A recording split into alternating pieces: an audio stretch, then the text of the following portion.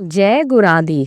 श्री सद्गुरु दाता दयाल जी श्री प्रयाग धाम में विराजमान थे।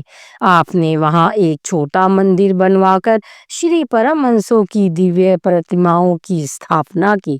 श्री प्रयाग धाम में सेवा कार्य करते हुए आप हर बुधवार श्री आरती पूजा के पश्चात कोरे गांव चौक पर कृपा फरमाते, वहां नाश्ते का भोग लगवाकर वापस श्री प्रयाग धाम पधारते।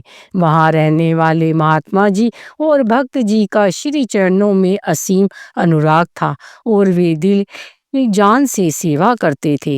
एक बार महात्मा जी श्री दर्शन करने हेतु श्री प्रयाग धाम आए। उस दिन मंगलवार था।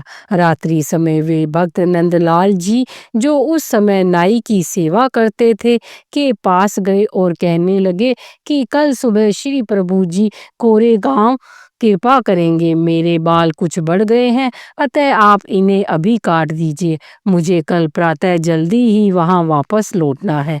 भक्त जी ने कहा, अभी काफी देर हो गई है, सुबह आ जाना। कल श्री प्रभु जी के पास प्रातः सेवा में जाऊंगा, वहां से लौटकर आपका भी काम कर दूंगा।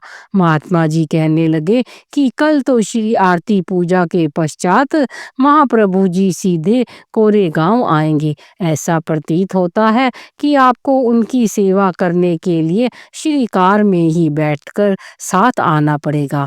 महात्मा जी ने तो चाहे यह बात हंसी में ही कही थी, परंतु भक्त जी भोले भाव से प्रसन्न होकर कहने लगे कि अगर मुझे ऐसा सौभाग्य प्राप्त हो जाए तो मैं जीवन भर आपका कृतज्ञ रहूंगा। काश मुझे श्री कार में बैठने का सुअवसर मिल जाए। अगले दिन प्रातः श्री आरती पूजा का कार्य संपन्न हुआ। तत्पश्चात श्री प्रभु जी कार में विराजमान होकर कोरे गांव की ओर प्रस्थान करने लगे।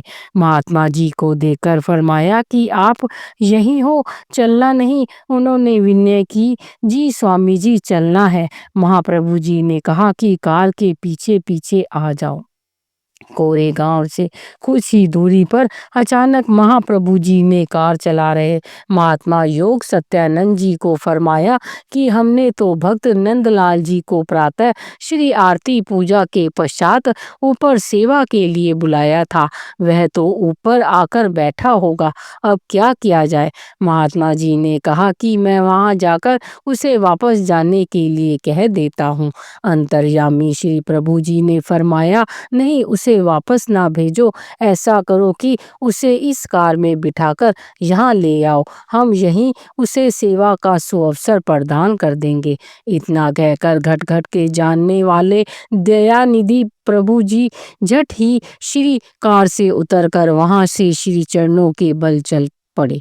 सचमुच महापुरुष की दयालुता का अंत नहीं पाया जा सकता।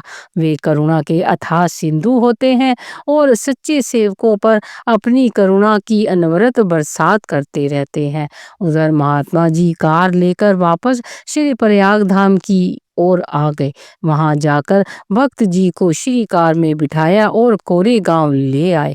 भक्त जी की प्रसन्नता का कोई ठिकाना ना था। उनकी हार्दिक अभिलाषा इतनी जल्दी पूर्ण हो जाएगी, उन्हें इसका अनुमान ही ना था। महात्मा जी भी उन्हें कोरे गांव पहुंचा हुआ देखकर आश्चर्यचकित रह गए और प्रसन्न भी हुए। दोनों ने मिलकर श्री प्रभु जी का मिलकर खूब सेवा की और इस घटना के विषय में श्री प्रभु जी के चरणों में विनय की।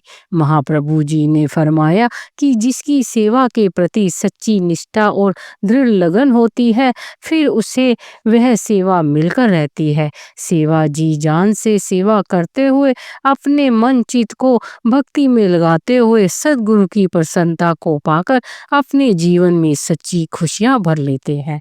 बोलो जयकारा बोल मेरे श्री गुरु महाराज की जय।